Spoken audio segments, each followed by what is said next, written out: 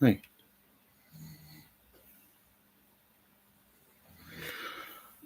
Yes, I'm awake again. Welcome, welcome. Alrighty. Well, this is Mikey of Mike with my lovely wife, San, Mikey and Sue's, as the chatty blogger Mikey Sue's channel. The ones that can't sleep or chat a lot. I decided to go ahead and I've only got two more videos, I think, to do today. Um, this one, and I figured out let's do it now since I'm awake. And if anybody comes in, I did say there, sorry for the early hour, but hope that all of you will get a chance to rewatch this later. We'll re we'll rewatch, yeah. Um, so I will do this for this week. We are looking at episodes 21 and 22 of season 2 for those last two shows that we're going to do until the very end of the year. I don't know what we're going to do after that. I think the mysteries. I'm just going to give that up. I don't even plan on doing the mysteries anymore. I've had it with just about everything that's going on right now. Lots of drama, lots of other things, and I'd rather stay dedicated. I'd rather, after I finish this year out, with these episodes I do once a week, on a Wednesday, anytime at all, doesn't matter when it is. I'm gonna start cutting back on a lot of things. I need to. I am just exhausted. I have not slept a lot, and I really need to start. In fact, no, I'll wait till we're almost done, and I'm gonna take a couple of sleeping gummy bear pills, or gummies, or whatever they're called. I don't even know. I don't know. Um, but I am sorry. I apologize. Um, I would have had more. I love you, baby. I'm on the camera too, so be careful. Okay, she woke me up. Oh, cause she loves you. Moon Pie Deja Vu waking up my beautiful wife. Um. Anyway, what was I gonna say? Okay, so after we lost our original Mikey Sue's 4 channel, 8 years we worked on that. 2 years that we worked on streaming. Almost 3. Um, I've just gotten more cynical. I've gotten a lot more upset about everything else that's going on in the world and everything else that's happening. Thank God for my wife and my beautiful cats. And we're going to try to find a little kitten. One of our few neighbors in this building, if that's even possible, um, has this little kitten for us that he said he found that was wandering around. I guess its owner was gone or died or whatever. And there's this little itty bitty kitten, little boy that we got to find. So he should be our very last. He'll be our very last adopted cat, and hopefully he'll get along with both Moonpie and Deja Vu. We haven't named him yet, so I'm gonna let Suzanne name him. I'm gonna let him. We're gonna go over some names. The two of us. We do that as a couple, but I'm going to ultimately, let her decide, the name of our last little boy that we're going to take in. I don't even know what breed he is yet. I don't even know. But I swear to God, if he is a tiny little, mm, you know what I mean? If he's a tiny little black boy, black beauty boy, I would be like, oh, black handsome, little, oh, beautiful. But if he looks like Tiger Man, my old Tiger Man cat I used to own, I'm gonna lose it. I'm gonna lose it because it's just, you know, like I said, we don't even know what breed he is yet, but we're gonna try to adopt him. So we'll see what we can do. But yeah, we want him. We want him. When we heard from John, we said, "Oh yeah, yeah, please, we want him. Bring him here. Yeah, we'll take care of him. We got plenty of food. We got 2 litter boxes for Christ's sake. So if he has to use the litter box, and I hope he does, if he doesn't, it's okay. He's got to learn. He's got to adapt. And we got mice in here. We still have another mouse that we're trying. Our girls are trying to take out. And make unalive. But even little kittens help out that way because they can crawl. The thing is, we have to be careful because I don't want him to crawl into the space, and get himself lost and something will happen to him. But that's okay because Suzanne is a lot better looking over cats and taking care of them as kittens than I am. And I learned a lot from her. So that's really, that's really where we're at right now. Um, but again, I have to apologize to everybody. The fact that we're not going to do mysteries at all. I had to decide this 2 days ago. I had to look at everything that's going on and said, no, no, no. It's going to be stupid. And I mean, well, not really stupid. Okay, okay. Let me try to explain this. Trying to find individual people in our community is now next to impossible. We have very few subscribers right now, which is fine.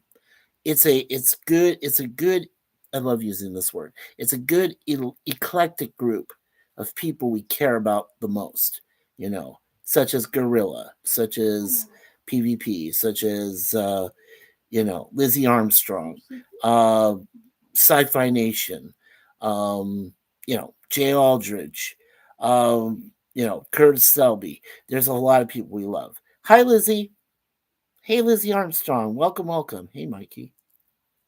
Lizzie, it is so good to see you, our friend. Yeah, yeah, it is really great to see you. I'm glad to that you're up.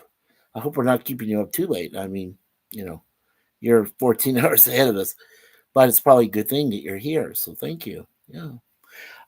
Yeah. So, like I said, so today I'm doing, as I'll do, every Wednesday until we're done. Whenever we're done. If we don't finish by the end of the year, we'll still keep going. But that's the only thing I feel really dedicated to, is doing this. Oh, hey, hey, 7:38 p.m. Haha! I just looked at my phone. Nice, nice. Yeah, 7:39. Okay, so yeah, yeah, yeah. You're still 14 hours ahead of us. Oh, that is awesome. Okay, cool, cool. Yeah. Now I do have a second live stream, which I'll tell you about. It is going to be a live stream, not a webcam like this. This is the only way I get a chance to do these, is on webcam, because then I don't have to use the StreamYard hours, because we're only keeping the free plan. That's it. And if anything happens to that, we're just done. We're just done with streaming, per se.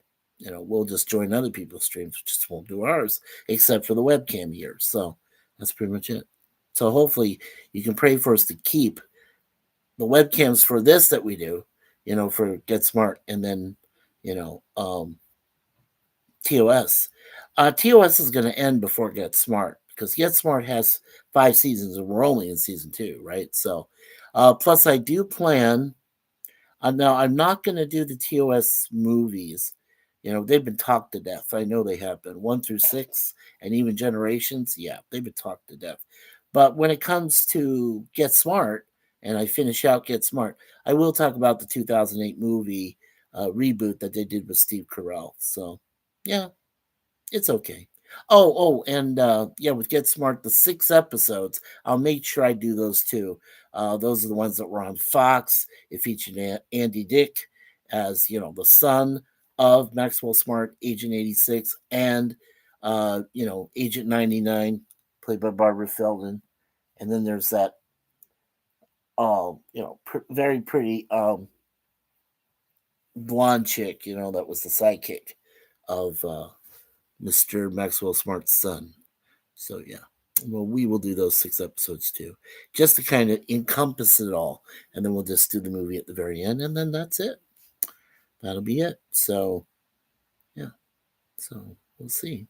I'll see what happens from there on. But yeah, no mysteries. No, I gave up as soon as I saw what happened last night. Um, Now I was on 2 streams. I had done Cigar Lounge with our friend Gorilla.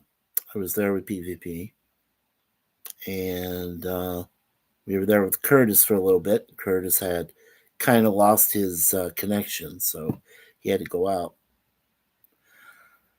I won't say what really happened. And thank you for the like there. Thank you, Lizzie. We love you. We do. You're our adopted sister. We adopted you already. Along with Carmela and the rest that we love over there in Australia. So yeah, I missed everything yesterday. You had a sick cat. Oh no. Oh, sweetheart, I'm so sorry to hear that. Well, you know what was more important was taking care of your baby. Yeah, taking care of your sick cat. Yeah. I'm sorry to hear that, babe. I'm sorry. I'm sorry, sis. I'm sorry to hear that. But we love you regardless, you know that. And all your babies. Fifi the parrot, your cat, everybody else. All the other animals that are there for you in the zoo. Mini zoo, how about that? Yeah. It's good stuff though. It's good stuff. Yeah, but wish us luck on the little baby kitten. We hopefully we can get a hold of him and get him in here and keep him safe, and because you guaranteed, Suzanne and I, we love all cats, we do, and the sooner we can get him in here, the sooner we can keep him safe and sound. He won't get killed. Somebody won't try to take him and sacrifice him on a Halloween stake somewhere. I'm sorry, it just got more than dark. Sorry about that. But seriously, reality setting in. So yeah, we got to get him here. He's got to stay here, be here. We'll fix him, next month. It only costs about $40 or so. We don't care. We have a pretty decent budget and we maintain. So yeah, as soon as we get him, we'll bring him in and get him fixed, and he'll be okay. Stormy, around 20 years old, indoor cats. Yes, Stormy is one of yours. Yes. You told me about Stormy. Very cool. Yeah, Stormy's a cute name too. I told you how we came up with Moonpie Deja Vu, right? Yeah, I think I told you folks how we came up with those names for those girls. And they're so beautiful. And December 1st, like I said, um, Deja Vu is going to turn 5. um, December 1st. And then on March 21st, our spring equinox baby is going to turn 9. Yeah, Moon Pie's going to turn 9. She's so cute. And I also go by, I'm sorry, I will get to these episodes soon in a few minutes. The thing I like to go by is the day that we obtain the cats officially. To us, that's their birthday, right? We institute the birthday for them. So the day we manage to get a hold of this young boy, this little boy kitten, it will be his, for us, it'll be our official first day with us, and that'll be his birthday. So depending on what day we get him in the next week or so, that'll be his birthday. So, and he's just a very little kitten, probably, by himself because his owner died, as far as we know. And so he's a lost little boy, and we need to bring him in and be here, be around loving people like myself and my lovely wife, Suzanne. So now the girls I'm worried about because, if he's not fixed yet, and obviously I don't think he would be, the girls will just probably. Now, here's the thing: they're older girls, so they'll either take him in as their own and love him, or they'll just start to bat him around like a little ball or something, ball of fur. I don't know. I don't know. I'm just guessing at this point. Uh, yeah, Lizzie says I'm Stormy's third owner. Wow. Yeah, your cats are doing well. Yeah, they are. They're doing actually pretty well. Two. Okay. Two. Yeah. Yeah. Now, Deja Vu became our sixth owner. We are her final owner. We're the sixth owner. She had 5 before us. And Moon Pie came from a litter of a couple of kittens that this one gal we used to own. We didn't know this, okay? Um, a Middle Eastern owner gave us these 2 cats, and one of them was a female and was ready to have kittens. We had no idea. So at that point, when she had kittens, one of the kittens we decided to keep was dear old Moon Pie, and yeah, so doing well. Yeah, the kitten will melt the girls' hearts for sure. Oh yes, yes, I do believe that. I think that because they're girls and they're, but they're not. Here's the thing, because they're already fixed, so they're not childbearing, right? Either one. But yeah, but I'm sure they. That's the best case scenario for both of us, is hoping that they will adopt our little boy. Our last little boy there, our last little cat will and animal will ever own. And take care of him, and that'll be nice. That'll be good. it'll be nice to have at least three of them around and having at least one boy, and I think that'll be good for us. And we both said, yeah, sure, we'll take him in, no problem. Yeah, we love cats, and I did well um, because I told Suze before, um, the girls were going to be the last. Those are the last two girls and the last two cats we want to own for our family. But when we heard about this kitten, we said, "Oh well, we can't let him run around the apartment building and by himself, and you know, literally threatened and whatever by himself. He's all by himself. That's it." And I said, "Okay, well, we'll take him in. We'll take the boy in." So yeah, it does. Yeah, it melts our hearts too.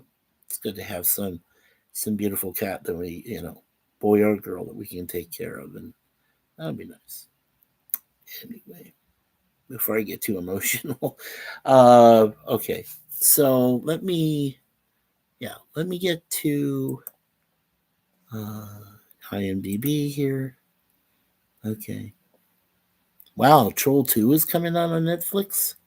All right, I never even saw Troll 1, so okay. All right, so we're working on Get Smart here first. Yeah, so like I said, when we're all done with all 5 seasons, we'll do. Yeah, we'll take a look at the Get Smart. Uh, yeah, we'll also look at the Get Smart Again TV movie in 1989, before the 2008 one. So yes, we will look at that, and then we'll look at the 1995 Get Smart, which featured only 6 episodes, which had Don Adams and Andy Dick playing his son in that. Yeah, yeah. So taking care of the 1965 to 70 original series, the 1989 TV movie Get Smart Again, which was the last thing to or second to last thing, which featured the original Don Adams, Barbara Feldon, of course, Edward Platt as Chief was dead, and then 1995. So yeah, there you go, and then 2008. Yeah, sounds good. Yeah, that was the one that had Steve Carell and Hathaway, Adam Arkin. It had Dwayne the Rock Johnson, who appeared as Agent 23, and even I think Siegfried showed up. I think in that. Oh, in the other series, I'm sorry, in the 95 series. Yeah, it had Bernie Kopell for one of the last times as Siegfried from Chaos. Yeah, so, yeah, good stuff is coming up. Very, very much so. All right, so let's take a look at this here. Season 2. Remember that this series did win 7 Primetime Emmy Awards, which is the major, like the Emmys, and good stuff there. Okay, so let's take a look at number 2 season, and let's see here, 21 and 22. Okay, so episode 21 is The Man from Yenta. That's in capital letters, Yenta. I don't even know what that means. An Arabian prince is protected by Max and and an Israeli agent. Sound kind of familiar what's going on today? Yeah. Wow. Did they even know back then? Saturday, January 20th, 1967 is when that came out. And let's see, 8.0 out of 10, which gave it a B rating from 210 people. So I totally agree with that. Yeah. So that's where, yeah, we're just going to work on these one at a time. And then, like I said, then we'll go into TOS. So, okay. The Man from Yenta. All right. Let's see a little bit. Okay. So, yeah. So, Lizzie, I hope you're enjoying this. Kick back, grab some popcorn, grab a couple of drinks, maybe. Yeah. Enjoy this review here, these reviews. Okay, so the director of this episode was Bruce Bilson. The writer was Arnie Sultan. So you didn't have Mel Brooks and Buck Henry helping on this one, just Arnie. Of course, the usual cast of characters: Adams, Feldon, and Pratt. Oh, Platt. Sorry, not Pratt. I always say Pratt. I don't know why I say. Um, I am going to look at Alan Oppenheimer. I think I've already He's Agent 498. I will look at him because he shows up in this episode, and then Walker Ed Miston, who plays the prince. Yeah, and then of course, there's Robert Carvelis, who came in as Larrabee. There was David Ketchum, as Agent 13.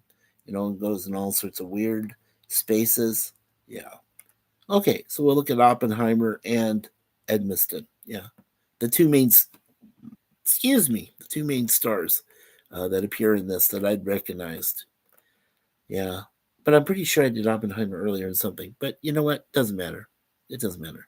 We're just in the middle of the morning here, and I can't sleep. So I can't sleep. Okay. Let's see trivia. All right. Yenta. Oh, okay. It's a Yiddish word. Okay, it's a Jewish word. That's for a gossip. So the man from Gossip or a gossip. Okay. The title was inspired by the show The Man from Uncle, which was back in 1964, which aired on NBC at the same time as Get Smart in 1965. This is the first credited appearance of Robert Carvelis. He had appeared previously as Larrabee and other characters, but he was always uncredited. So this is the first time he gets his name out there. That's cool. Okay, and I did figure that out. YENTA is an acronym. It stands for Your Espionage Network and Training Academy. Okay, cool. All right, when the chief gets a call on the international hotline, he opens a panel on one side of the office. As the panel opens, you can see that there are 7 telephone handsets for different international cities hanging vertically on the wall. There is one exception, Peking. This one, and only this one, is horizontal on the wall. For those who do not know the joke, this is a reference to Asian women having a different anatomical arrangement from Western women. Oh, that makes sense. The man from Yenta is Agent 498. 498 is a jab of the mercantile habit of charging 98 cents instead of a round number. Oh, I see. 498. Okay. That makes sense. All right. Let's take a look at the goofs. All right, cool. See, that's what I like about Get Smart is they have very few goofs to mention. But when we get to TOS, remember I don't mention the goofs anymore, and for both series, I don't do the quotes anymore. Yeah, there's just no point. I don't have the voice for it. Okay, so factual error. Okay, so the chief refers to Prince Abu bin Booby as Prince Booby. Now, this is a common Western mistake. Bin Booby means son of Booby, and the bin is a required part of the complete last name. Calling Abu bin Booby just Booby would be akin to calling John Robertson just Robert. Yeah. Okay, now here is something incorrectly regarded as goofs. Max repeatedly addresses Prince Abu bin Booby as simply Booby. Now, royalty are always addressed directly by their appropriate style, which, for example, would be Your Highness or as Sir slash Ma'am, with the form Prince X reserved for use in the third person. To address them by their personal name alone, and to get it wrong at that, would be a serious breach of protocol and completely unacceptable for a government agent. However, given the nature of this series and Maxwell Smart's persona, this is done deliberately for comedic effect, which I totally agree with. Because the great thing about Get Smart is they didn't take themselves seriously. That was kind of the thing, right? Because when you had such great writers as Mel Brooks uh, and Buck Henry, and Buck Henry eventually started to write. Remember, from here he went on to Saturday Night Live. He was one of the very first writers for that. And of course, Mel Brooks went on his own to do great movies, like History of the World Part One and Spaceballs, and you um, you know, Robin Hood, Prince of Men in Tights, and and all those great films. Blazing Saddles, stuff like that. So, and then he's planning to do Spaceballs too in another 2 years from now, 2027. I think that's when he reaches 100 years old. And if you can imagine seeing um, Mel Brooks in a 100-year-old, his 100-year-old self in yogurt suit, in the costume and everything, yeah, it should be hilarious. At least if he still lives, we don't want to lose him before then. Otherwise, all bets are off. So, okay, there are no soundtracks. So let me take a look at the filming and production. And then, like I said, we'll look at the two people we chose out today. Okay, so Paramount Studios there, of course. There are no filming dates, so that's fine. Okay. All right, now we'll take a look at we'll take a look at Oppenheimer and then Walker Edmiston. Okay. Alrighty. And according to IMDb background information, Mr. Alan Oppenheimer is, as an actor, he also worked on soundtrack. He is alive. And he was born April 23rd, 1930. So officially, he is 95 years of age. I'm so glad he's around. He was born in New York City. He made his career starting in the 50s, and by the 70s, he started performing voice acting roles. He eventually emerged as one of the most prolific voice actors in the United States, with roles in numerous series and films. His better known roles include the evil Emperor Ming the Merciless in The New Adventures of Flash Gordon from 1979 to 1982, the Tyrant Overlord and his mind controlling Vizier in Black Star in 1981, and the arrogant narcissist Vanity Smurf from The Smurfs. He's been nominated for one Primetime Emmy. He was also in the original 1973 Westworld, which featured Yul Brynner and, of course, you know, James James Brolin, Josh Brolin's father at the time, and he played the chief supervisor in that film. That was in 1973. Um, and then in 1983 to 1985, he did all 130 episodes of He-Man and the Masters of the Universe. He did a couple of different roles.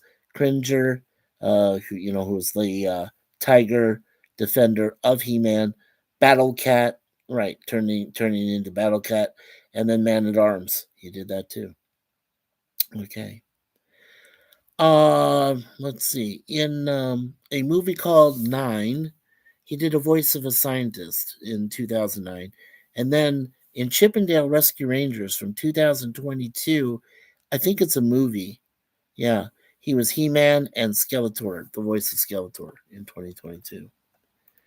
Okay, the last thing he voiced over was something called We Baby Bears in 2023. He did one episode of that, and let's just take a look at the name of the episode.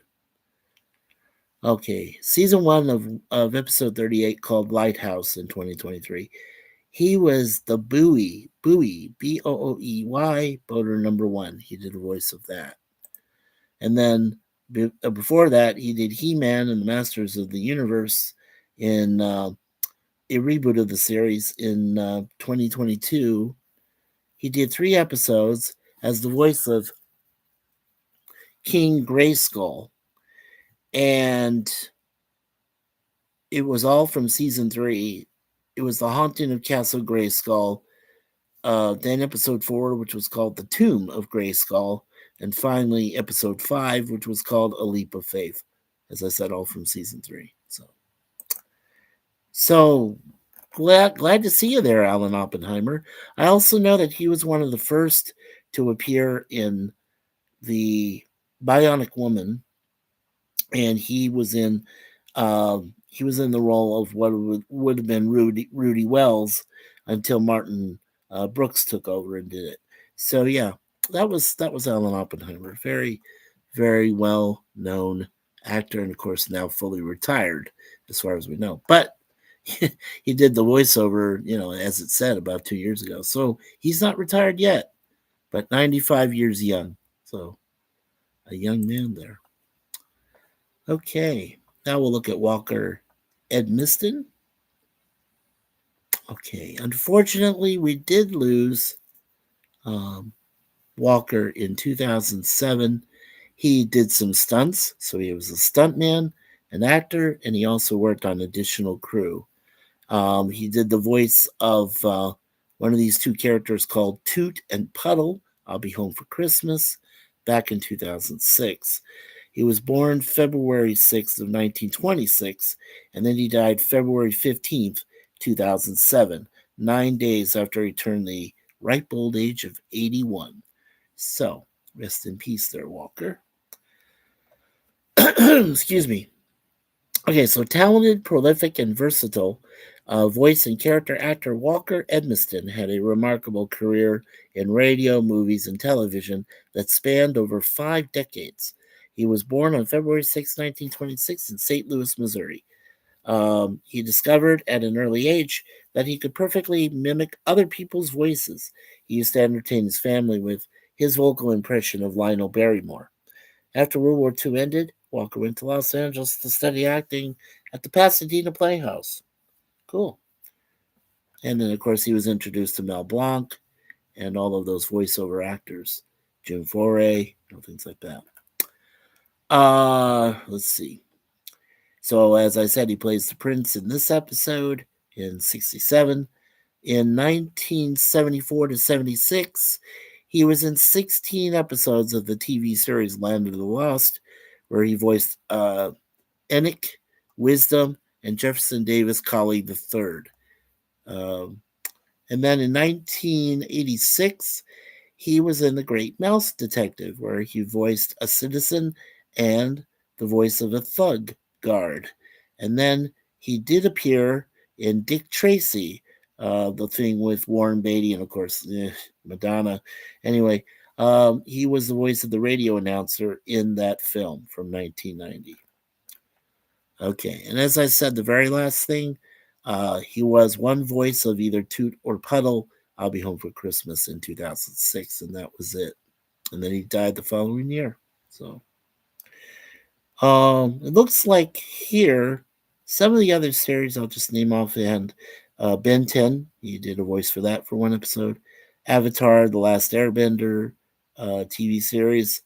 Adventures in Odyssey, Throne of Darkness. Spider-Man, the animated series. He did 3 episodes of that. So, yeah, a very well-known voice actor, Walker Edmiston. So, yeah, rest in peace.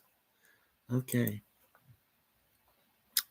Alrighty, so let's go ahead and get to the next episode here. And let's see if anybody has joined our Lizzie. Let's see. Oh, well, we have 2 people watching. Very cool. Thank you, whoever the other lurker is. But Lizzie here says, yeah, that the kitten will melt the girls' hearts for sure. I had to repeat that because that's so cute. Lizzie says, yes, I like Get Smart. Lizzie says, I remember Bionic Woman. Yeah, interesting, Mikey. Yeah, yeah. It was, for its time. Bionic Woman, and of course, before that, $6 Million Man were very advanced for that time. Yeah, very, very great episodes. The one thing that always gave me nightmares was the fembots, right? Yeah, when they had, Dr. Franklin played by, the great Sir John Houseman, right? And which carried a 3-episode arc. And it started with the Bionic Woman, right? So it was there. And then Steve Austin thing in the middle, number 2. And remember, it was called Kill Oscar, right? And then the third one went back to the Bionic Woman. And then the Bionic Woman had fembots in Las Vegas, and that was a 2 episode, which stayed within the Bionic Woman universe, right, with Lindsay Wagner. And that was cool. And the premise of that was that Walker, what am I saying? The premise of that was that Dr. Franklin had passed away in prison, but before he passed away, he was able to build his son and keep him completely because I guess his son died. Um, and so, in order to keep his memory, he built an individual robot that could control the other fembots. And that, like I said, 2 episodes. And yeah, I mean, that was fun. That was fun stuff. I, you know, I do want to mention that I've been thinking seriously of doing either uh, the $6 Million Man or the Bionic Woman. And if I do decide to do that, I trust me, this is just a premise. It's just a suggestion. But if I decide to do it for next year, that would probably be only one of the two I would do. So probably towards the end of New Year's, as we get closer to New Year's Eve, I could put up a poll in the community section of this channel of ChattyBloggerMS and ask you, would you like me to do reviews of episodes for the $6 Million Man with Lee Majors, or would you like me to do the Lindsay Wagner Bionic Woman instead? You can let me know if I get a chance to do that, if I want to do that. That's the whole thing. Because when I'm done with these two, I don't know what else I want to do. I haven't really thought of it. I haven't thought that far ahead yet. Kind of just, because we lost our other channel and I'm very cynical right now, just not in a good mood. It only looks like I am, but yeah, I feel badly. Yeah, I couldn't decide. I like them both. Yeah, yeah. Well, like I said, I'm going to look them over, through IMDb, see how many episodes there are, and over the course of the next couple months. And then, like I said, I'll see which one I might just decide to do it that way. But I would like at least some of our community and others, if they get a chance, to go in there and make a decision. Oh, shit. All right. Well, Lizzie, if you have to, go ahead and walk away for a couple minutes and get yourself a snack or a drink. I'm going to go get a drink. I'm going to go ahead and mute myself because I don't like to talk over the alarm that goes off.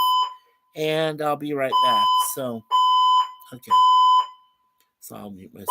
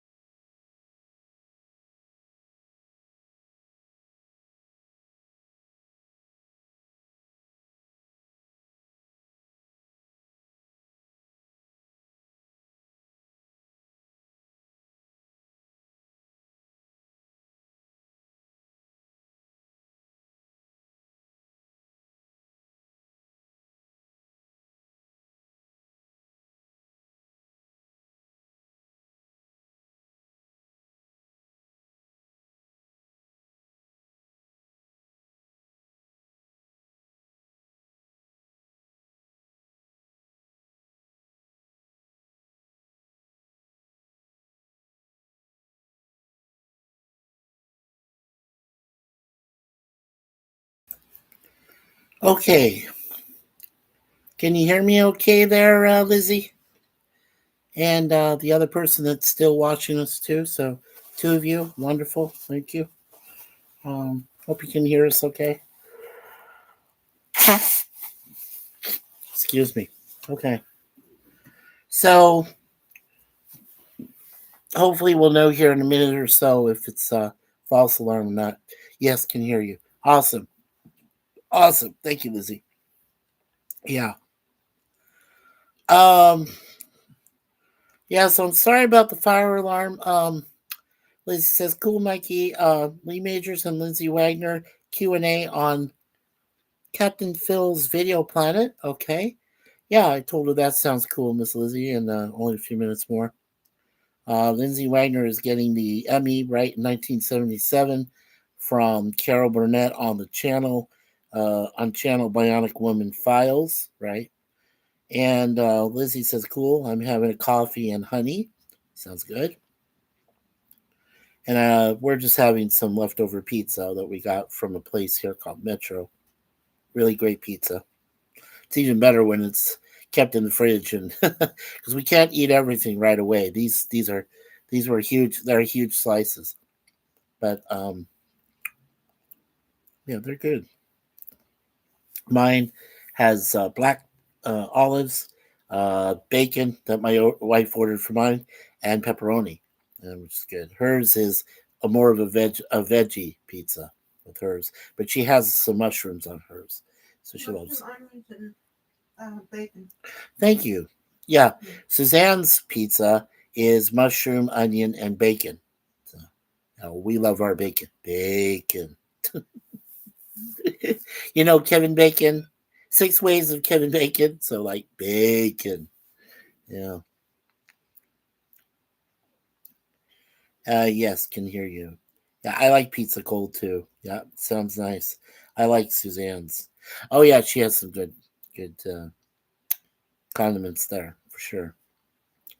I don't know why. I just love black olives. I'm a huge fan of it. Love black olives. Oh, and Lizzie says hi, Suzanne. She said hello to you. She waved. Yeah, gives you all the love. Yeah. I still think it looks like the Batman symbol. I can never get a full. There we go. There we go. Can you see that? Yeah. Hearts there.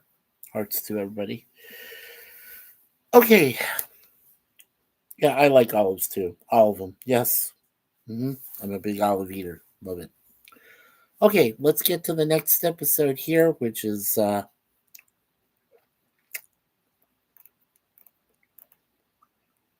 okay. Yeah. And we did just finish. Okay, good.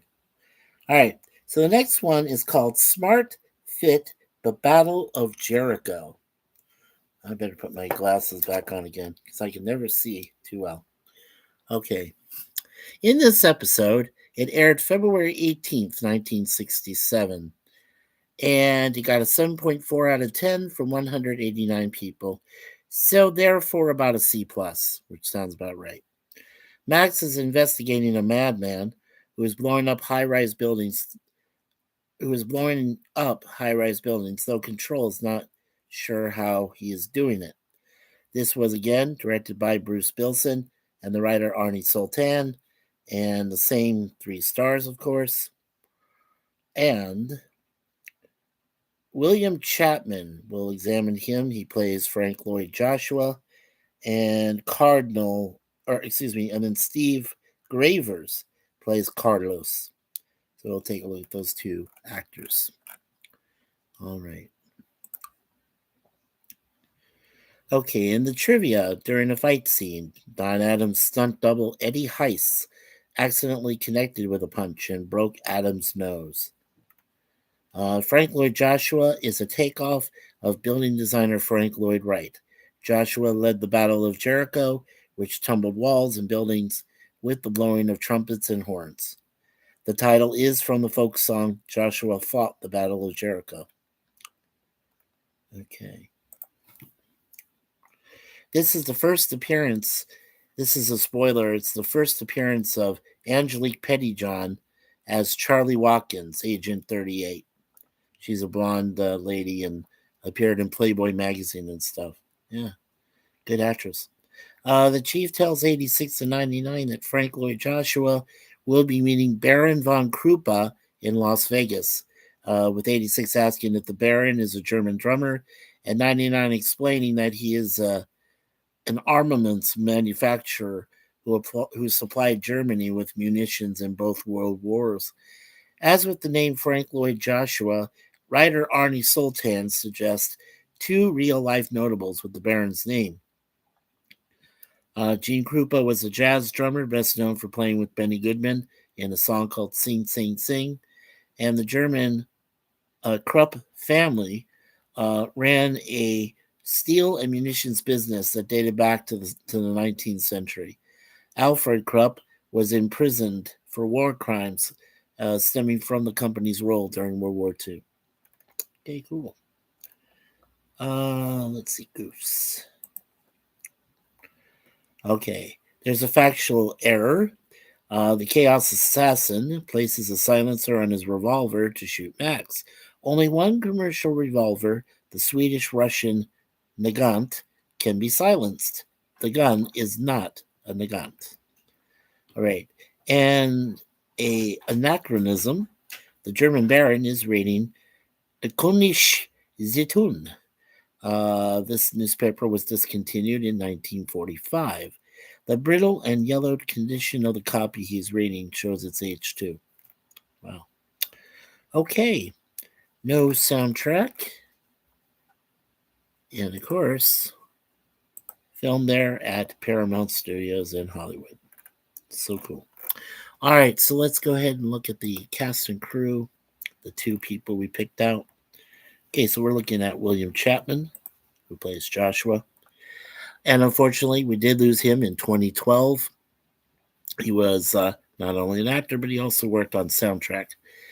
He was born on April 30th, 1923, in Los Angeles. He was known for Live from Lincoln Center in 1976, Omnibus in 1952, and of course, Get Smart. He died on April 24th, 2012, in LA. He was 88 years of age. In Live from Lincoln Center, he was Frank Marant for one episode, which was season 4, episode 5, the New York City Opera Street Scene. Okay. There's the Get Smart episode. Okay. William Chapman, there's Magic and Music, 1941. And then in Omnibus, which is a TV series in 1959, he was in a segment as a character named Captain Corcoran. And in that, it was season 7, episode 15, called HMS Pinafore the Second, in that segment. So, Omnibus. That's a very old series. I don't barely even remember it myself. He acted in Richard Rodgers and Oscar Hammerstein's musical South Pacific at the Paper Mill Playhouse in Millburn, New Jersey, and with Betsy Palmer and Gabrielle Dell in the cast. James Hammerstein was the director. And of course, it showed his quick personal details, as I just mentioned. Also, there's Magic and Music back in 1941 as William Chapman. So, all of the credits are added. So that's what he was known for. So that's William Chapman. Okay. All right, now we'll take a look at Steve Gravers, who played Carlos. We did lose Steve in 1978. He was born on April 8th, 1922 in New York City. He was an actor known for Wizards in 1977, The Car in 1977. Ooh, that's a good horror film. And Griff in 1973. He was married to Bettina Marcus. He died on August 26, 1978 in Studio City, California. He was only 56 years old. Okay, let's see. In 1972, he's known for appearing in at least one episode of Ironside, that TV series. He played Taxi Driver Jones. And then that is season 6, episode 6, which is called Riddle Me Death. Okay. 1973, like I said, he was in The Griff TV series. That looks like it featured Lauren Green. So he played a man in that. Just a man. The very opening episode called The Framing of Billy the Kid, season 1, episode 1. Okay. In the car, uh, which was a horror film, it I don't know if it predated Christine, which was done by um, John Carpenter. So, 1977, he was Mr. Mackey in that movie, and then in also that same year, he was in a animated movie called Wizards, where he was the voice of Black Wolf in that from '77. So, according to the IMDb background, the last thing he did was The Critical List, was a TV movie. He played a senator in that. That was from 1978. So that was the final role he ever played in both movie or TV before he died. Just an actor. Yeah. Oh, he also was known for a movie called I Remember Sally in 1959 as well. I just wanted to mention that too. So that is Steve Gravers. Okay. So rest in peace, Steve. All right. Well, let's go ahead and get back here now to TOS. The same 2 numbered episodes. So, original Star Trek. There we go. From 66 to 69. And it says that the original series only received 1 Primetime Emmy win. Okay. All right. So let's go ahead and look at the 2 episodes from season 2 there. Okay.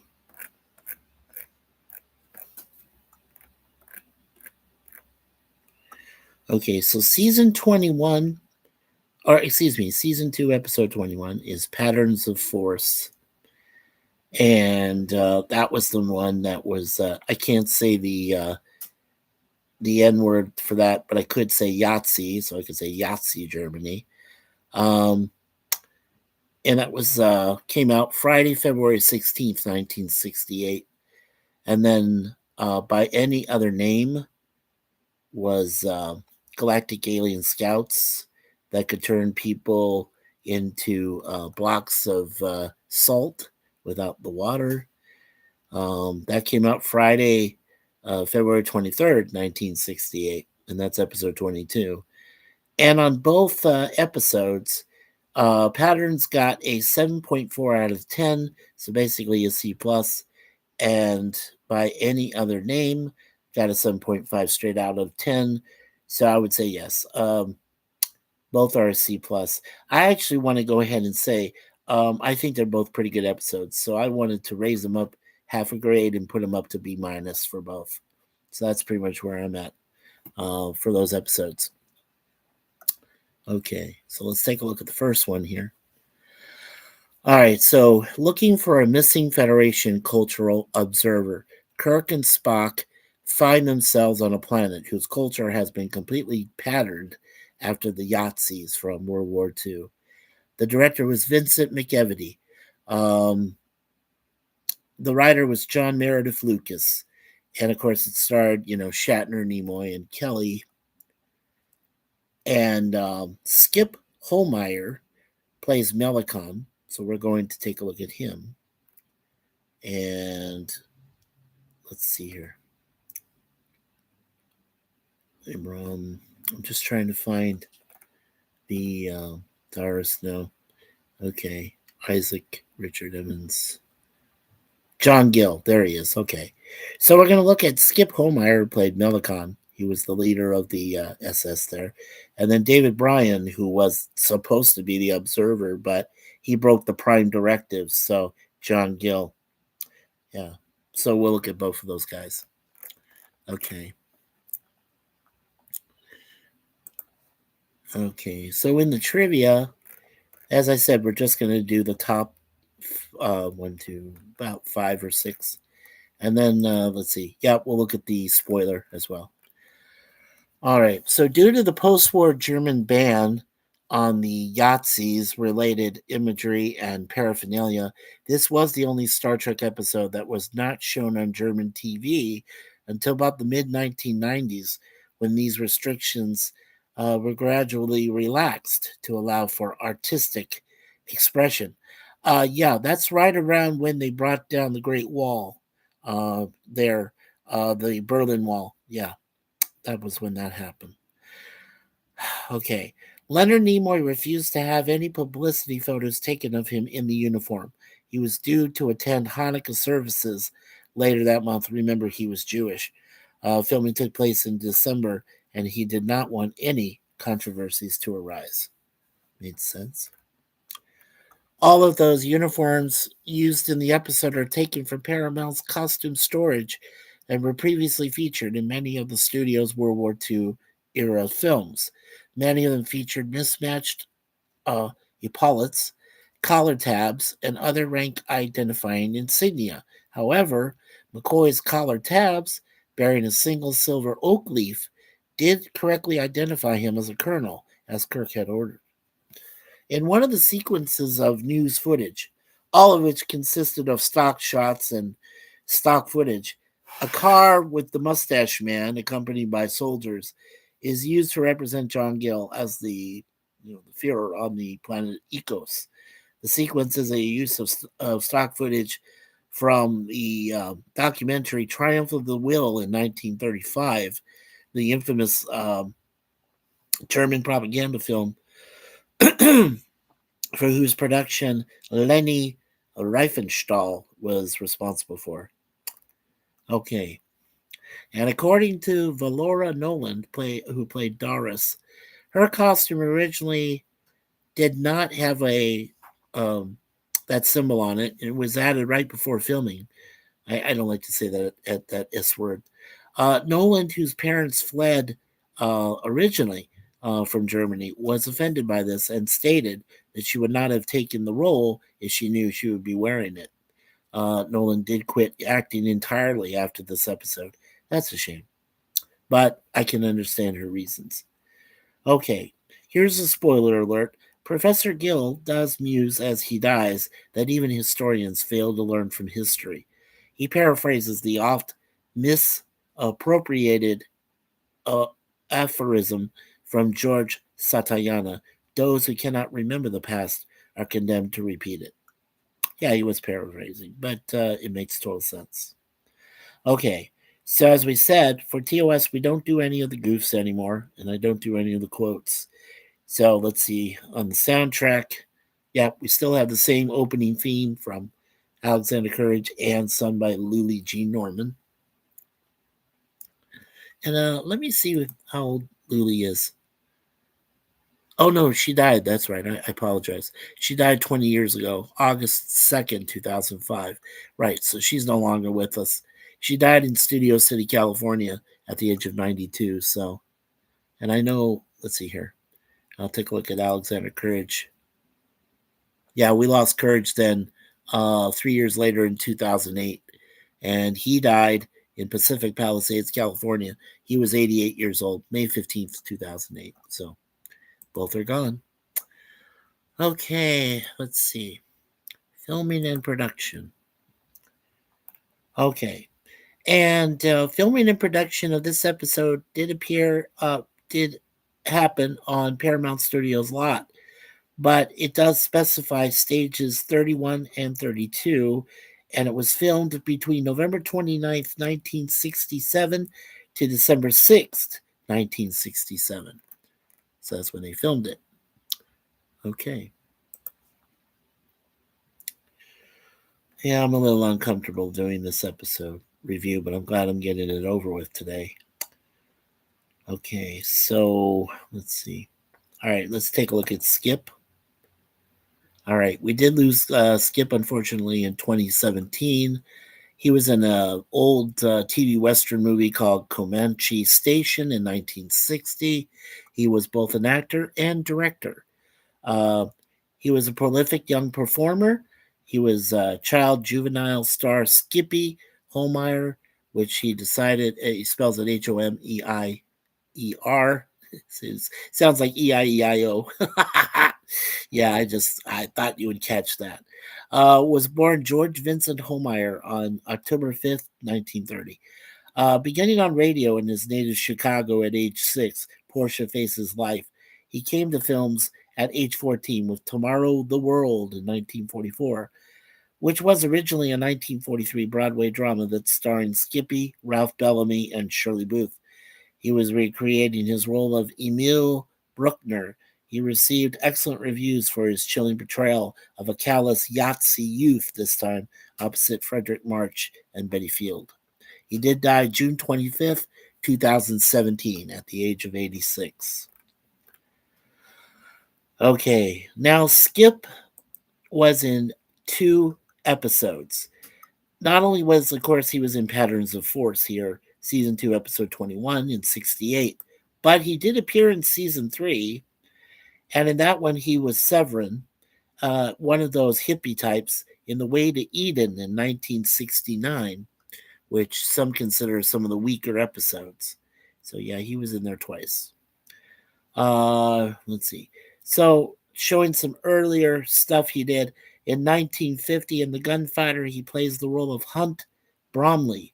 In 1957, which is called The Tall T, the letter T by itself, he plays Billy Jack. So that might have been one of the earliest Billy Jack movies, because you remember they did Billy Jack later in the 60s. And he was in The Ghost in Mr. Chicken with Don Knotts. Very cool. He plays Ollie Weaver in 1966 with that film. That was funny. I like The Ghost in Mr. Chicken. Okay, according to the information, in 1982, the last thing he worked in was a show called Quell and Company. And this is ironic. His character in that was Alexander Kirk. And in The Wild Wild West Revisited, which was a TV movie based on the original series, which brought back the characters of Ross Martin and William Conrad, or Robert Conrad, I'm sorry, as Artemis Gordon and West, Agent West, and he played the role of Joseph in that. And that was in 1979. So very cool. So that was Mr. Skip or Skippy. I prefer Skippy, so we'll just call him Skippy Holmeyer. Rest in peace, young man. Okay. And finally, for this episode, we'll look at David Bryan, who plays John Gill. All right. David Bryan did pass away in 1993. And in a special show of Ed Sullivan, he was in Pocketful of Miracles in 1961, which I think Sullivan did a cameo appearance. And David Bryan was born Brian James Davis on August 5th, 1914, in New York City. And after graduating from City College, he found work as a doorman before entering show business with a song and dance routine in vaudeville and nightclubs. He did a wartime stint with the United States Coast Guard and then returned to acting on the New York stage after the Second World War. He died on July 15th, 1993. So he was 78 years of age. Okay. So, excuse me. Sorry about that. Okay. Most of the things he was recognized for before the Star Trek episode came about in the late 1949 and 50. In 49, he was in a movie called Flamingo Road, where he played Dan Reynolds. In a movie called Beyond the Forest, he played Neil Latimer. In Intruder in the Dust, he played John Gavin Stevens. And that's all in all of 3 of those, of course, like I said, 1949. And then in 1950, he was in The Damn Don't Cry. I think I remember seeing that on a late night show or something on PBS. But he played George Castleman in that one. And according to our information here, he was in the TV movie The Manhunter in 1972, where he played Walter Sinclair. So that was his last appearance in Hollywood and stuff, and then I think in movies and TV, and then he retired. So yeah, 78 years old. All right, David Bryan, rest in peace. He was an actor and a writer. Okay. Okay, so that is our first episode of the two. Now we'll move on. Okay, so we'll go on to this next one here called By Any Other Name. And of course, that's galactic alien scouts that hijacked the Enterprise for a return voyage to their home galaxy and a prelude to invasion. Kirk's only advantage is that they're not fully adapted to the human form they've taken on. This was directed by Mark Daniels. The writers were D.C. Fontana, she's so famous, and Jerome Bixby. And of course, they had the regular characters. So we're going to look at Warren Stevens, who played Rojan, and then we'll look at Barbara Boucher, who played Kalinda in this episode. So, all right, so let's take a look at the trivia. And before we do, we get a chance to drink something here. My juice. My voice is going out.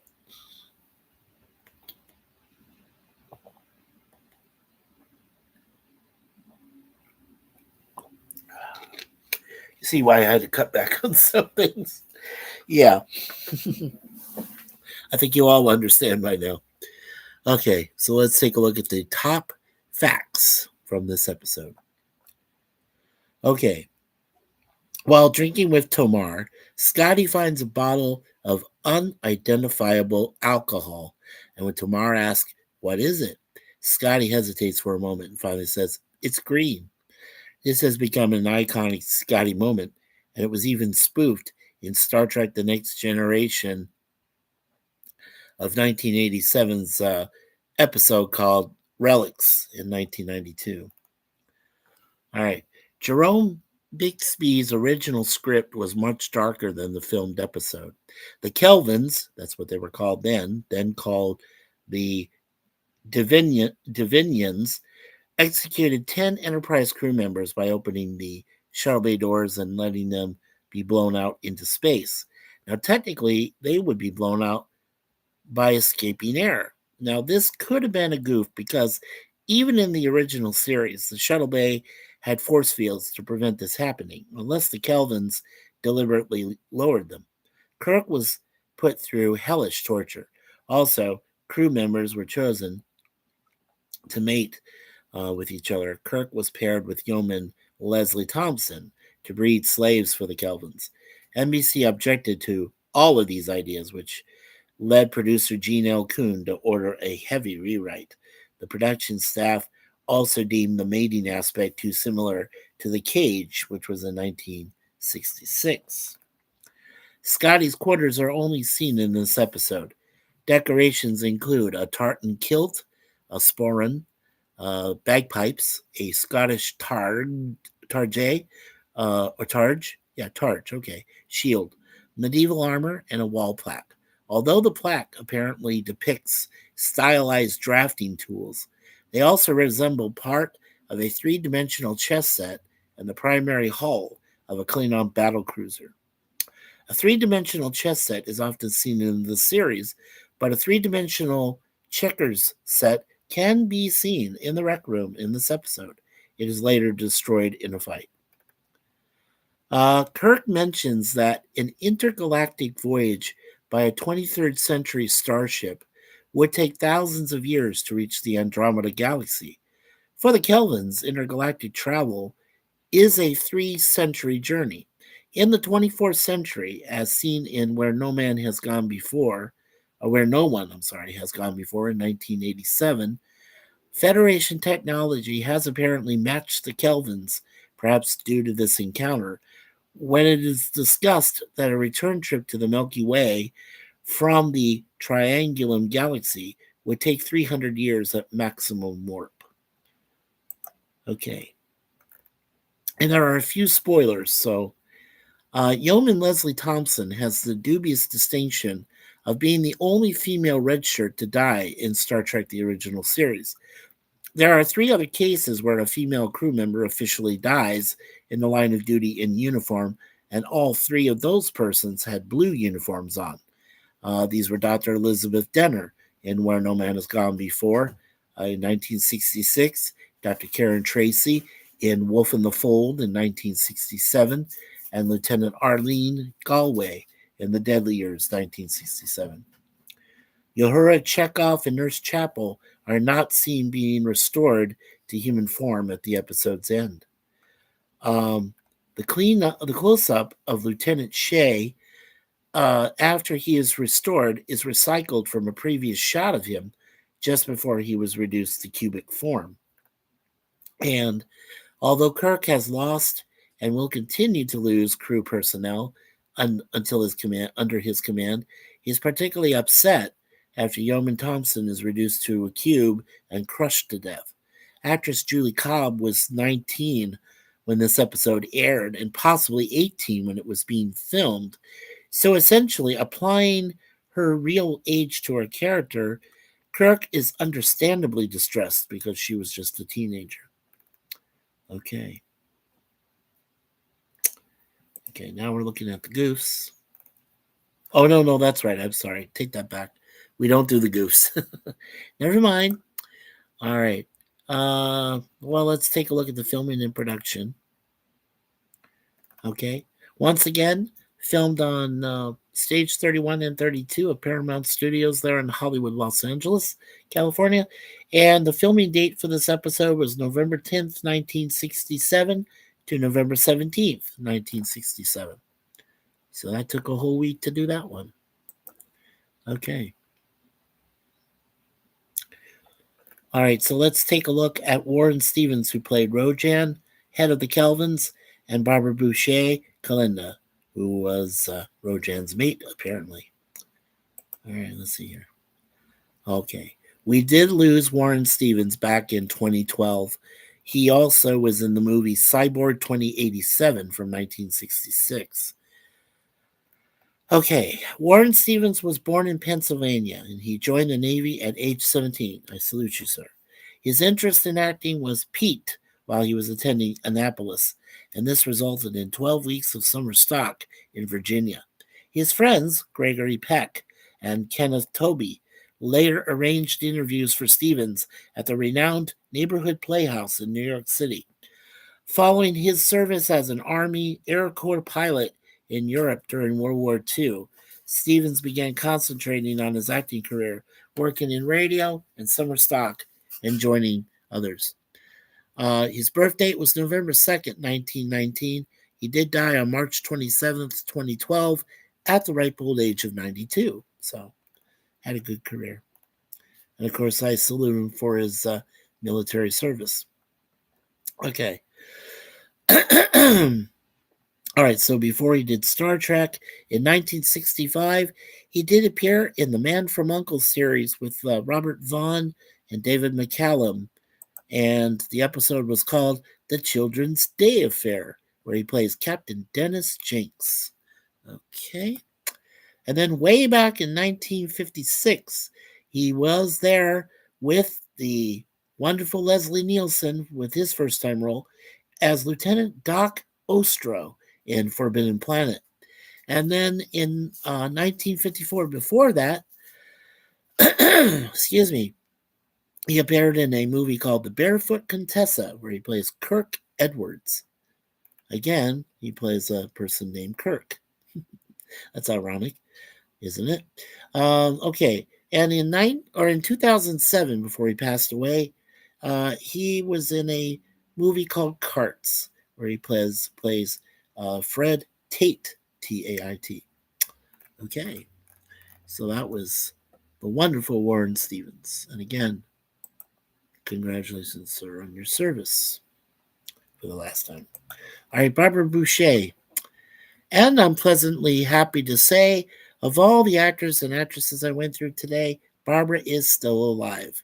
She was born August 15th, 1944. So, of course, she just had a birthday. She's the ripe old age of 81 years old. Wow, very cool. Stunningly beautiful and charismatic blonde, Barbara Boucher was born Barbel Gutscherola on August 15th, 1943 in Liberec, Czechoslovakia, known as Reichenberg, during the German occupation. Her father, Fritz, was a war photographer. Her family was forced to leave the country when Barbara was a little girl, and then they changed her name. Wow, Barbara. Okay. Let's see. So in 1965, she was in a movie called In Harm's Way, where she plays Liz Eddington.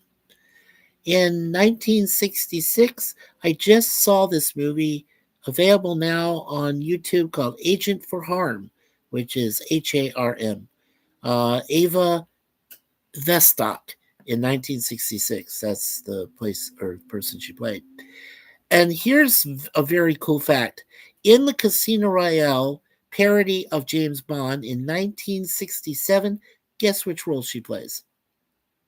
I'll wait a couple seconds. See if anybody says anything.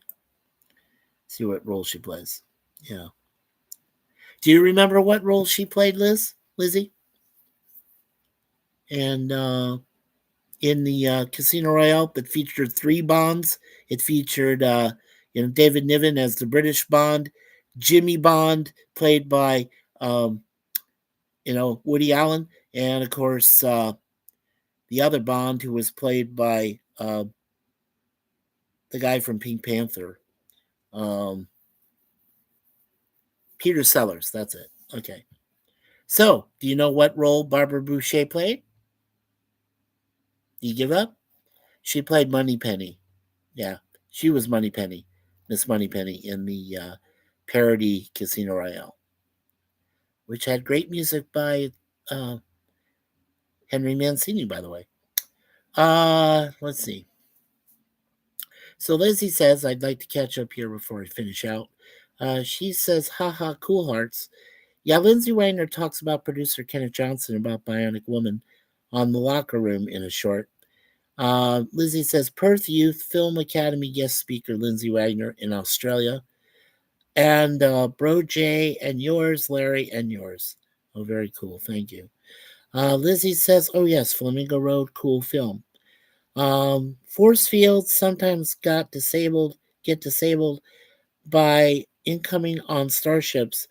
Oh, goodness, tartan and bagpipes off planet. Wow, yeah. Lizzie says The Barefoot Contessa was a classic film. I agree. I actually I like The Agent from Harm. I actually saw that, and I was like, Barbara was very good in that, playing Vostok in that one, Russian spy. Yeah, that was very cool. Then in 2002, she plays Mrs. Schermerhorn in the movie Gangs of New York, which is a good one in 2002. Okay. The last thing she worked on was a TV miniseries called Fragile in 2024 from last year. She played Rosa in that. And she does have one project upcoming. It's a Italian movie in post-production called Non è la fine del mondo. Don't ask me how to pronounce or translate what that is in English. I'm a terrible translator for that. But she plays a role called Vittoria Eroldi. So Vittoria Eroldi, and it's in post production. So she's working on that right now.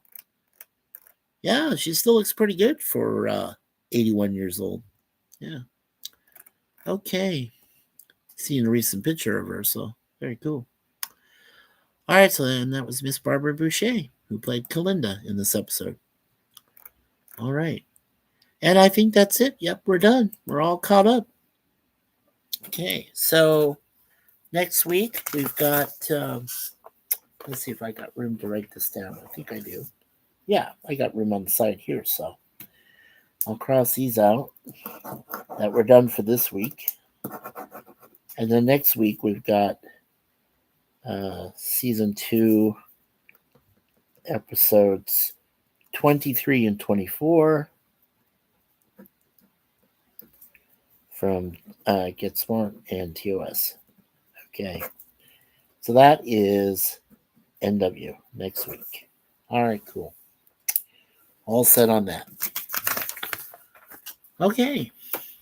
So let's just go ahead and before we get back to the chat to finish out stuff for this morning, let's see here. Okay, so since I have Star Trek up here, so episode 23 is the Omega Glory, and then episode 24 is the Ultimate Computer, of course, the M5. That Kirk stops at the end. Spoiler alert. One of the better episodes, though. I really enjoy that episode. I might give it a bit higher grade than I did the other thing. All right, and now we'll take a look at Get Smart for next week. Same 2 episodes from season 2 of that show. Alrighty, let's see here.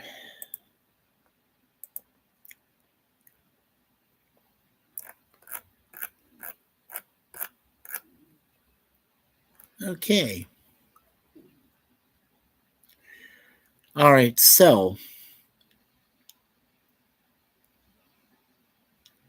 season 2, episode 23 from Get Smart is Where, What, How, Who Am I? Where Agent 86 contracts an amnesia after he gets bopped over the head after he heard about a chaos plot. And episode 24 is called The Expendable Agent, where a British scientist is hiding at Max's apartment. So that is next week. Next Wednesday, whatever time we decide to do it. That's how it's going to be until the end of the year. So hopefully you folks can check us out whenever you can. Or do this on a rewatch. It's always a lot of fun. Okay. All right, that takes care of that. And Lizzie says, I love the Henry Mancini arrangements. And Demonda means of the world. Oh, thank you. Yeah, in Italian. Or from the world in French. Awesome. Oh, well, did I pronounce it correctly? I'm pretty good when it comes to pronouncing um, different languages. I just can't translate them. I'm pretty good when it comes to Spanish. Yeah, I kind of get a gist of what it is in Spanish if it were Spanish. And Monda, if I do recall, yeah, is world. Um, Mondo, I think it is for Spanish. Yeah. So thank you, Lizzie. I appreciate your help in that. Really do. That is awesome. Yes, I missed the first word. Yeah, the phrase is French. Correct. Yeah, monda, monda, monda, monda, something like that. Yeah, French. Who knew, right? I come from a French background. I'm French German. It's weird. Okay, so um, I want to thank Lizzie Armstrong. Yeah, absolutely. Oh, how is Fifi doing, Lizzie? How is Fifi doing, and how are the rest of the pets doing? I know you're telling me about Stormy, your cat, but the rest of the pets, they doing okay? Fifi and everybody? Yeah, just let me know in the chat there if you want. Okay. Um, so I do want to thank uh, the 2 people we had watching, including Lizzie Armstrong from Australia, from Queensland, one of our wonderful sisters. Yep, Fifi's good. Coco is good. Awesome. That's awesome. So we did receive 2 likes. I know we'll get one for my beautiful wife. I know we'll get one for myself. So that's fine. I know it's very early in the morning, but I figured I need to get this done, um, for the week because I do have other plans. I've got a special.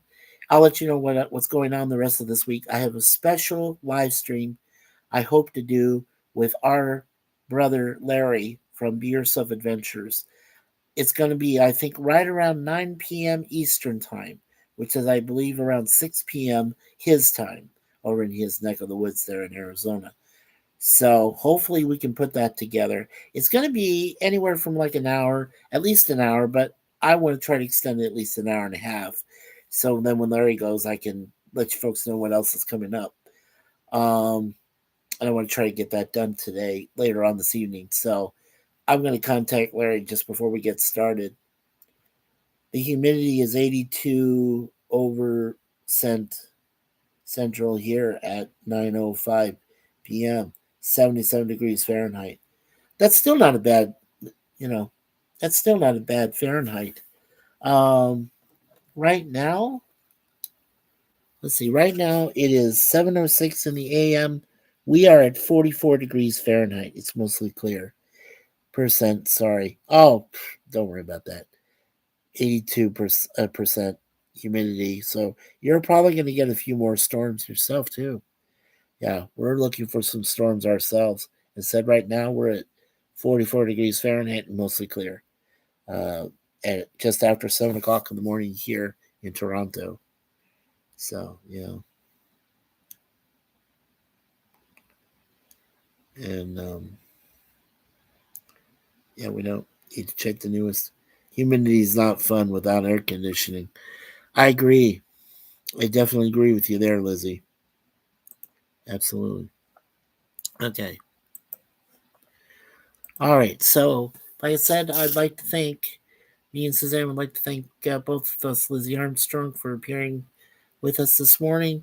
We appreciate you very much. So, our sister, and good luck to Coco, Fifi, Stormy, and the rest of the wonderful family there of the pets that you have, and yourself, of course. Take care of yourself. Be safe out there, Lizzie. Um, Pretty much not much else going on. I think Gorilla, I'm not going to do his Twilight Zone. I think I've given up doing Twilight Zone for him anymore.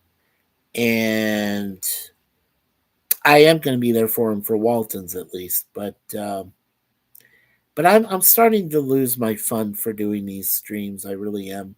Can't really explain it. There's just a lot of drama going on. I'll attend maybe one or two streams per week, depends on what happens. Um, I do know my friend Chance Bartels at 5:35 p.m. Eastern this coming Saturday, I believe, is doing a pre-Halloween nostalgic pod blast, is what he calls his show. And I am, as far as I can tell, I'm still an assistant, his co-host for that show.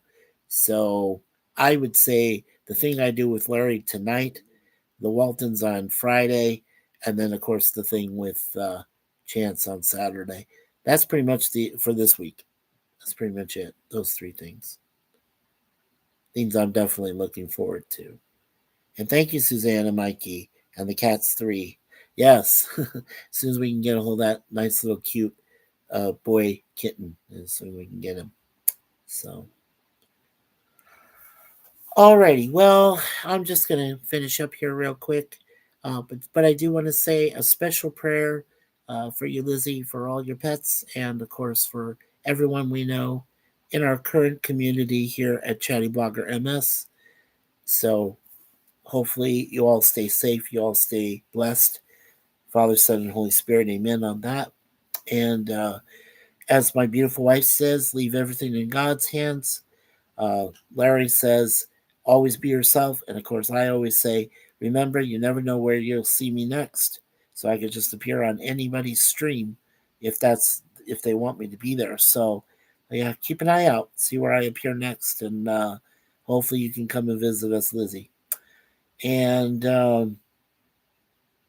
yeah, okay. So on behalf then of myself, peace from Mikey or from Chatty Blogger MS. On behalf of myself, Mikey, my beautiful wife Suzanne, and our beautiful cats, Moonpie Deja Vu, and an upcoming boy cat. And we'll let you know what the boy's name will be eventually. Our little boy kitten, because hopefully he'll come soon. We want to thank all of you for being here. God bless you all. And of course, as we always say, God bless America, God bless Canada, God bless Europe and the rest of the world we live in. It is a rough world out there.